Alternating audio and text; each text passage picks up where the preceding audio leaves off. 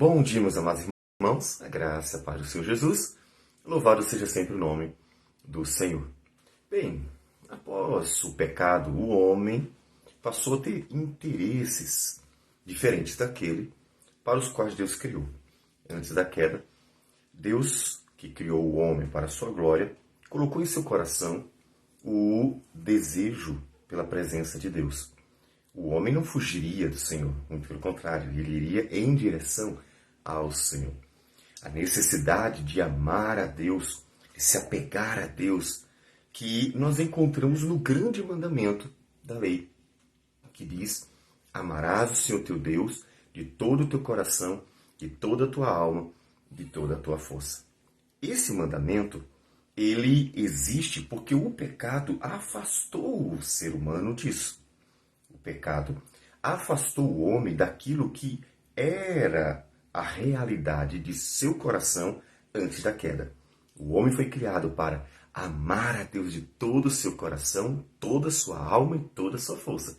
E isso era real em Adão antes da queda. Ele servia e amava ao Senhor. Então, Deus, graciosamente, o abençoava, porque inclusive também o amava. Mas o pecado tirou tudo isso. E a necessidade de amar alguém fortemente continuou presente em seu coração. Mas o pecado agora trouxe perturbação para a sua vida, confusão. E então o homem tenta se apegar a algo para substituir o próprio Deus. E é assim que o Senhor Jesus, em Mateus capítulo 6, versículos 19 a 21, diz o seguinte: não acumuleis para vós outros tesouros sobre a terra, onde a traça e a ferrugem corrói, e onde ladrões escavam e roubam. Mas ajuntai para vós outros tesouros no céu, onde traça nem ferrugem corrói, e onde ladrões não escavam nem roubam. Porque onde está o teu tesouro, aí estará também o teu coração. Bem, a primeira questão importantíssima é dizer o que o texto não está dizendo. O texto não está dizendo que devemos vender tudo o que temos ou doar tudo o que temos e viver, digamos, na rua, ou mesmo formar os monastérios e vivermos uma vida ascética. Não.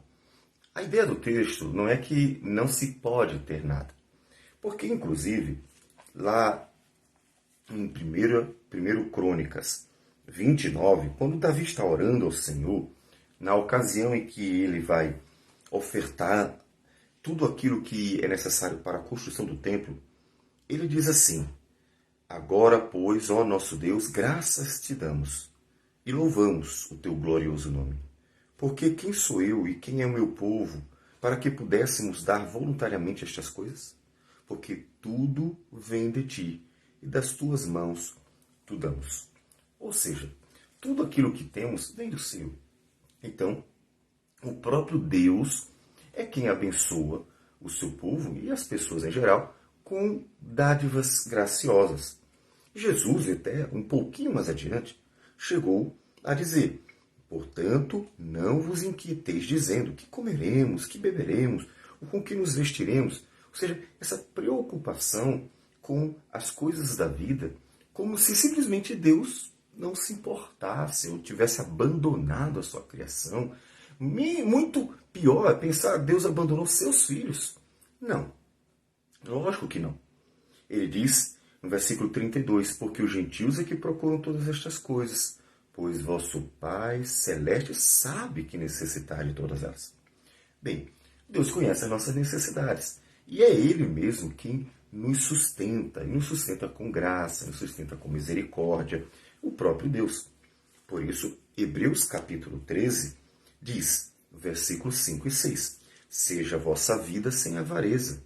Contentai-vos com as coisas que tendes, porque Ele tem dito: de maneira alguma te deixarei, nunca jamais te abandonarei. Assim, afirmemos confiantemente: o Senhor é o meu auxílio, não temerei. Que me poderá fazer o homem? Observe que, para o autor aos Hebreus, também, Deus provê todas as coisas. Então o que o Senhor Jesus não está dizendo é que simplesmente não precisamos de nada. Não, ele não está dizendo isso. É claro que temos necessidades. E às vezes até as necessidades não são as mais triviais. Por exemplo, pão todo mundo precisa. Água todo mundo precisa. Roupa todo mundo precisa. Até abrigo todo mundo precisa. Todavia, existem necessidades que são subjetivas. Ou seja, uma pessoa que trabalha muito longe pode precisar de um carro. Deus sabe as necessidades reais de cada pessoa. Umas pessoas moram na cidade, outras moram no campo. Portanto, a necessidade que um tem não é a necessidade que o outro tem. E dessa forma, há necessidades que são subjetivas. E até essas necessidades, Deus atende graciosamente. Portanto, a questão não é ter, porque Deus é tão bondoso que nos abençoa com coisas que até não precisamos. Há muitas coisas que você tem, que eu tenho, que não são necessidades, mas que Deus bondosamente nos concede. A grande questão que o Senhor Jesus está trabalhando é algo mais profundo porque mexe com o coração. Quando ele diz para não acumular tesouros sobre a terra, ele associa a uma questão do coração. Mateus 6, versículo 21. Porque onde está o teu tesouro, aí estará também o teu coração. Jesus basicamente está dizendo, não se apegue a nada. Não tenha amor por nada daquilo que há na criação, há na vida. Não faz isso. Não se apegue.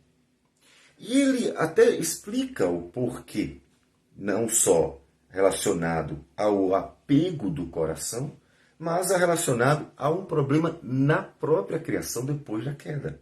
Ele diz, porque onde a traça e o ferrugem corrói, os ladrões escavam e roubam. Ou seja, tudo se acaba, tudo se desgasta, tudo passa. A criação debaixo do pecado, ela se deteriora. Se você se apega a algo, por exemplo, se você se apega a um carro, um dia alguém pode bater nele. Você mesmo pode bater o carro. Ou ele pode quebrar. Ele vai se estragar. Ele não vai durar para sempre. Se você se apega a alguma coisa, essas coisas passam. Não se apegue a isso. E interessante que Jesus trata algo que muito, muito presente nos nossos dias. É que uma vez que as pessoas não amam a Deus de todo o seu coração, de toda a sua alma e de toda a sua força, elas estão procurando algo para colocar o seu amor.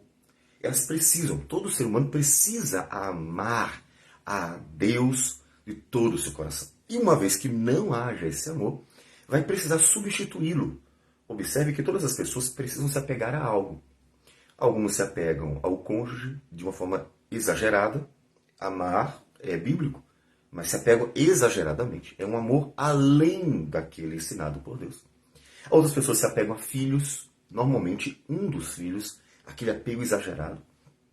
Há pessoas que se apegam aos seus bens, ao dinheiro ou outras coisas.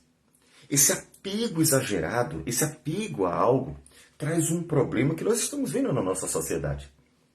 Traz um problema existencial, traz um problema também emocional.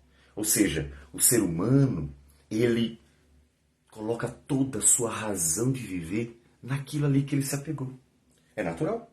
Se aquilo ali é a fonte de sua felicidade e você colocou todo o seu amor sobre aquilo dali, então ali está o propósito da sua vida, está a razão da sua vida, está tudo. E aí o que acontece é que tudo passa. Pessoas morrem, coisas se desgastam e tudo passa. E o que vem então? Vem a frustração, vem a angústia, vem a dor profunda, vem a depressão. A depressão, que foi chamada de mal do século, desde o século passado, tem razões muito óbvias. O homem colocou todo o seu coração em coisas passageiras. E vivendo uma sociedade doentia e ativista, que vive em função disso, desse ter, então, o homem, quando vê que tudo passa, perde a razão de viver. criou uma razão para viver que ela não tem solidez. Ela se desgasta.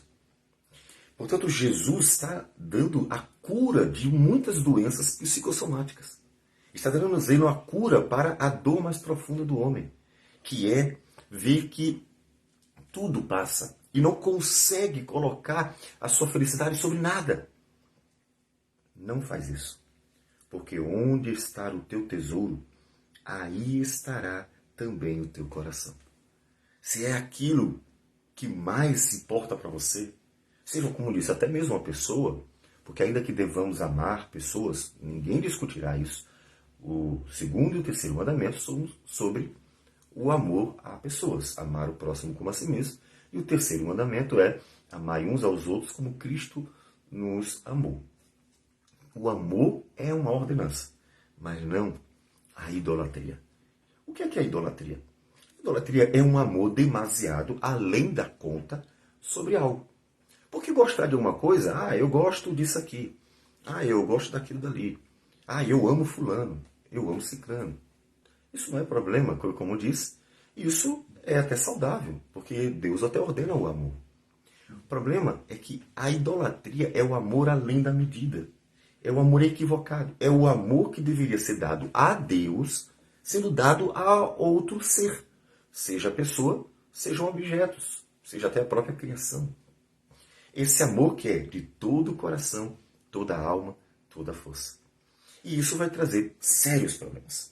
O mandamento do Senhor, Deuteronômio 6, 4 e 5, diz assim: Ouve, Israel, o Senhor nosso Deus é o único Senhor. Ele é o único Deus, ele é o único Senhor. Não existe outro além dele, que criou tudo, que é Senhor de tudo, que governa tudo. Não existe outro.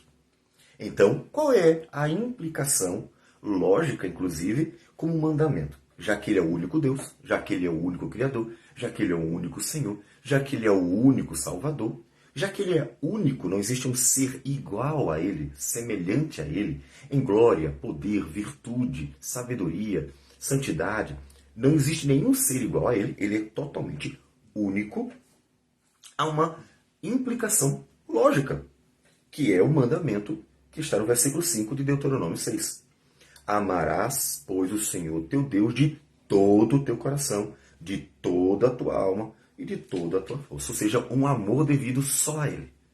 Existe um amor, que é o grande primeiro mandamento, que é devido somente ao Senhor. Mas por que somente ao Senhor? Porque Ele é único. Não existe ninguém para dividir o lugar com Ele.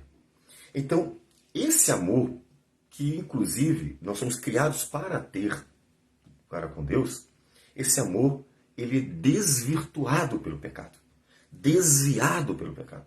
Então as pessoas ficam procurando, uma vez que elas não estão dando esse amor a Deus, e se sentindo felizes em Deus, e se sentindo próprias amadas por Deus, e colocando sua esperança em Deus, e colocando seu propósito de vida em Deus, propósito de servir, de glorificar, de se alegrar, de ser bênção, vendo inclusive o próprio Deus abençoá-las, porque de forma alguma poderíamos pensar, Deus exige nosso amor, mas não nos dá amor nenhum. Mentira! Esse jamais será um argumento correto.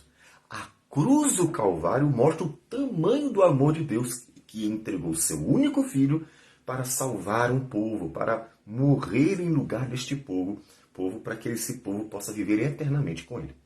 Então nós não só amamos a Deus, somos amados por Deus.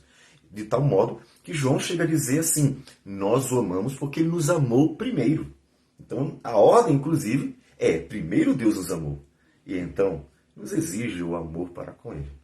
Portanto, esse amor para com Deus, ele é uma necessidade do ser humano.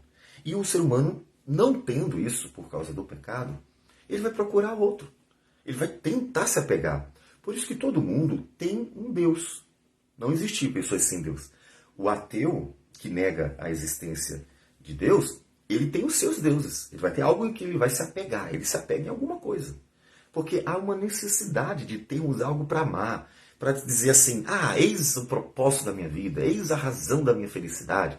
E colocar toda a sua expectativa, esperança, alegria, propósito de viver. Então, surge o problema. É que uma vez que nada substitui Deus, o homem entra em profunda doença. Profunda doença no seu coração. Então, você quer evitar angústias que levam a doenças psicossomáticas, problemas que levam a dores, angústias, frustrações terríveis. Você quer fugir desse mal que está muito presente na nossa sociedade. E as pessoas estão psicologicamente doentes mesmo, é real. E a causa está, em grande medida, é isso. É a falta do amor a Deus e o apego a coisas que passam. Porque, ainda que você me diga, mas o homem sempre amou outros em vez de Deus, desde que a queda aconteceu. Só que, observe que a sociedade, desde que o homem pecou, tinha deuses.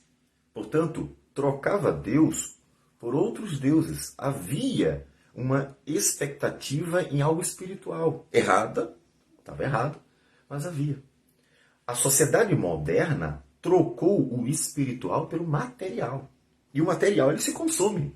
O espiritual, ainda que ele não veja, e ainda que eles tenham deuses criados por eles mesmos, que eles não veem, mas é colocado uma esperança em algo que eles estão esperando que exista, que aconteça de alguma forma.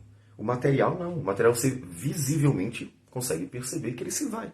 Alguém rouba, alguém tira, ele se perde, se desgasta. E aí a pessoa vê que o que ele amava simplesmente passou. Pessoas vão, pessoas morrem, pessoas se abandonam. Então, as pessoas trocaram algo de um caráter espiritual por algo de caráter material. E isso trouxe uma doença profunda. Porque o homem não está buscando o espiritual. Quando uma pessoa está procurando o espiritual, você oferece, olha, o Deus verdadeiro é esse. Quando a pessoa está procurando o material, você chega para ele e diz assim, por que você não crê em Deus? Que eu não quero, eu quero só o meu celular, meu carro, o meu dinheiro. É diferente. Por isso que a sociedade adquiriu essa doença psicossomática, essa doença psicológica de um tempo para cá. Porque ela trocou o mundo espiritual pelo mundo material. E Jesus advertiu, onde está o teu tesouro, aí estará também o teu coração. Tudo passa, tudo se acaba. Colocou a razão da sua vida, o propósito da sua vida, de sua felicidade, todo o seu amor sobre coisas que passam, quer pessoas, quer objetos, quer a criação. E pronto, perdeu toda a razão de viver. Precisamos curar. Como curamos? Amando a Deus. A cura para a sociedade é voltar ao universo espiritual, voltar à realidade que é Deus é quem nos sustenta. Voltar à realidade de que precisamos amar aquilo que é invisível. Precisamos amar aquele que nos criou. Precisamos colocar toda a nossa razão e propósito de viver em Deus. Essa é a cura para a sociedade que está doente psicologicamente. Portanto, leve as pessoas a este amor. Lembre que é o primeiro grande mandamento, é a coisa mais essencial da Escritura, é a coisa mais básica da Escritura, é a cura para a sociedade. Amarás o Senhor teu Deus de todo o teu coração, de toda a tua alma, de toda a tua força. Esse mandamento tão antigo, tão elementar, tão fundamental, é a cura para a doença da sociedade.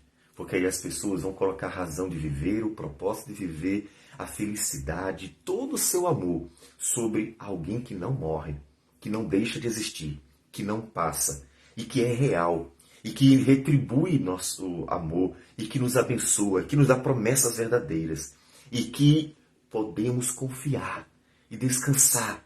E então nós temos um alicerce seguro. Nós estamos fundamentando nossa vida sobre a rocha, sobre algo que realmente permanece para sempre. Então nunca vamos ter frustração, porque estaremos sempre seguros nas suas mãos. E ainda que você diga, mas passamos por problemas, passamos por angústia, passamos por tribulações, é verdade. Mas as promessas de Deus são fiéis e verdadeiras, são consoladoras e nos garantem que o Senhor sabe e está conosco em todas as coisas. Portanto, Ele faz o nosso coração repousar seguro. Vamos orar ao Senhor. Senhor Deus amado, obrigado por tudo. Obrigado por Tua graça, misericórdia, obrigado por tudo. Abençoa-nos, Deus, com um amor sempre perseverante, firme, sólido, constante, para contigo. Para que, mesmo que caia 1000 ao nosso lado, mesmo que o mundo se abale, mesmo que se transtorne tudo, e mesmo que andemos pelo vale da sombra da morte, possamos continuar seguros, firmes, desfrutando da paz do Senhor, que excede todo entendimento, por causa do amor, o amor para contigo, por causa da certeza do teu cuidado para conosco. Que o Senhor receba a nossa oração e nos abençoe graciosamente. Em nome de Jesus. Amém. Sim. Que Deus abençoe a todos e tenha um bom dia.